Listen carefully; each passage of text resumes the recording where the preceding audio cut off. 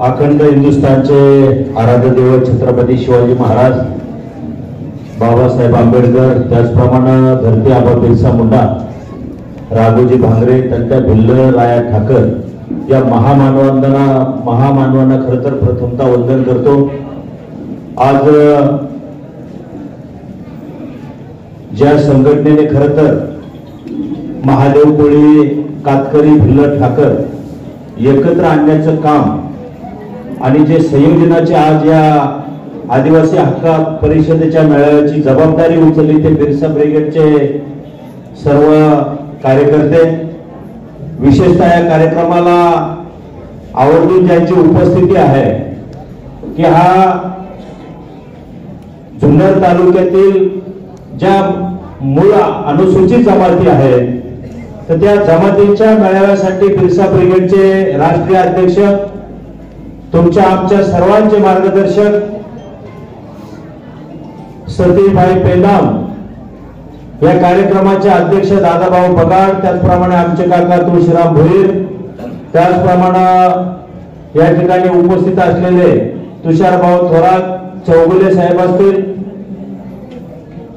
जिल्हा परिषदेचे माजी अध्यक्ष आणि विद्यमान सदस्य देवराम शेठ लांडे, त्याचप्रमाणे जो आश्वासक चेहरा म्हणून पुढे आलाय संघटनेच्या माध्यमातून ते आमचे मित्र शंकरराव घोडे, त्याचप्रमाणे आदिवासी पैसा सरपंच संघटनेचे अध्यक्ष गोविंद साबळे आणि विशेषतः आजच्या मेळाव्यासाठी फक्त राजकीय सामाजिक क्षेत्रामध्ये काम करणारेच फक्त कार्यकर्ते उपस्थित आहेत अशी नाही, तर शासकीय निमशासकीय सेवेमध्ये काम करणारा असलेला सुद्धा आपला बांधव कार्यक्रमासाठी उपस्थित आहे।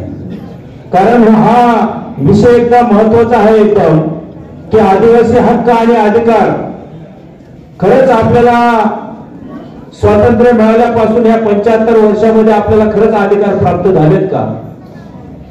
आणि हा तळागाळामध्ये ज्या लोकांवरती आजपर्यंत या शासनाने असेल या राज्यकर्त्यांनी असेल जो अन्याय केलाय, सोमनाथ भाऊ एक भिल्ल समाजाचा एक तळमळीचा कार्यकर्ता, खरोखर त्यांची असलेली नारायणगड मधली भिल्ल वस्ती, प्रांत साहेबांच्या कार्यालयासमोर असलेला त्यांचा तो ठिय्या आंदोलन, या सगळ्या गोष्टी मी माझ्या उघड्या डोळ्यांनी पाहिल्या।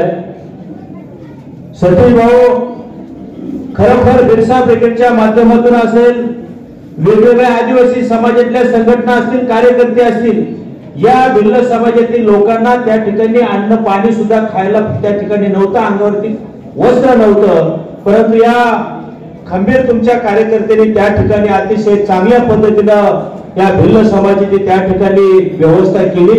मी खरं तर भिल्ल समाजाला मदत करणाऱ्या बिरसा ब्रिगेडच नव्हे तर बाकीच्या सगळ्या संघटनांच्या मनापासून अभिनंदन करतो। या राज्यामध्ये खरं तर महाराष्ट्र राज्याचं बजेट जे आहे त्या बजेटमध्ये 9.30% बजेट हे स्वतंत्र आदिवासी समाजासाठी आहे। आणि मग त्या बजेटचं निर्मिती करणारा कोण आहे, त्या बजेट स्वतंत्र करणारा नेता कोण आहे, आणि म्हणून त्या पद्धतीनं समाजाची दिशा त्या माणसाकडे वळली। आणि म्हणून पवार साहेबांच्या माध्यमातून खरं तर या ठिकाणी लोकांची जरी नाळ जुडलेली असेल परंतु आज मात्र वेळ आलेली आहे। आणि सतीश पेंडाम साहेबांनी जरी चर्चा केली का नाही आम्हाला माहित नाही, परंतु सगळ्या संघटनेच्या माध्यमातून आवाज आला, सगळ्या समाज बांधवांच्या मनामध्ये आवाज आला की जुन्नर तालुका असेल, आंबेगाव असेल, खेड असेल, मावळ असेल, या जिल्ह्यामध्ये बहुल आदिवासी समाजाला हातोय। आणि मग आपल्या समाजाला कुठेतरी न्याय हक्क आपल्याला प्राप्त करण्यासाठी 75 वर्षामध्ये जर आपला विकास आणि आपल्याला न्याय हक्क मिळत नसतील तर यासाठी आता थांबून चालणार नाही। देवराम शेठच्या भाषेमध्ये थांबून चालणार नाही, तर आपल्याला न्याय हक्क प्राप्त करण्यासाठी आपला उमेदवार त्या ठिकाणी निवडून आला पाहिजे। आपण किती दिवस सामाजिक संघटना चालवणार?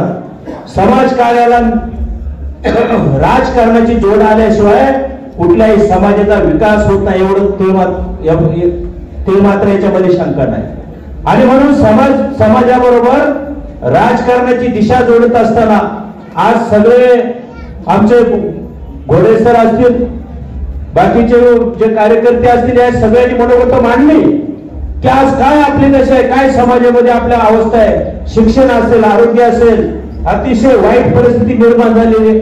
आणि म्हणून आपल्या हक्क आणि अधिकार प्राप्त करायचा असेल तर विधानसभा असेल, विधान परिषदेमध्ये आपल्याला बोलायला त्या ठिकाणी आपला हक्काचा आणि चळवळीचा कार्यकर्ता गेला पाहिजे, ही सगळ्यांची भावना या निमित्तानं आहे.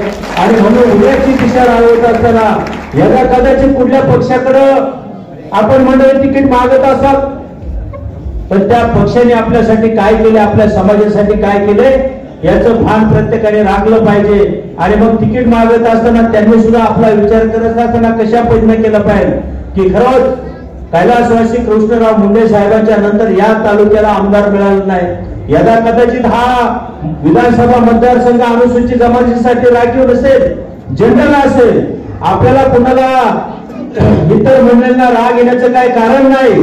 आम्ही आमचा हक्क आणि अधिकार प्राप्त करण्यासाठी आमच्या एखाद्या आदिवासी उमेदवाराला त्या ठिकाणी निवडणूक लढवण्यासाठी त्या ठिकाणी उमेदवारी द्यावी अशा प्रकारची मागणी करत असेल आणि यदा कदाचित आपल्याला काही त्याचं चुकीचं गणित वाटत असेल, परंतु याचं प्रतिबिंब, याचा प्रचंड रोष या जुन्नर, आंबेगाव, खेड, मावळ तालुक्यामध्ये पाहायला मिळाल्याशिवाय राहणार नाही. म्हणून विचार करावा आणि चांगल्या पद्धतीनं एक चळवळीच्या कार्यकर्त्याला त्या ठिकाणी काम करण्याची संधी द्यावी अशा प्रकारची समाज बांधवाच्या वतीनं मीडियाच्या माध्यमातून आपल्याला विनंती करतो आणि माझे मनोगत थांबवतो. जय हिंद, जय महाराष्ट्र, जय आदिवासी.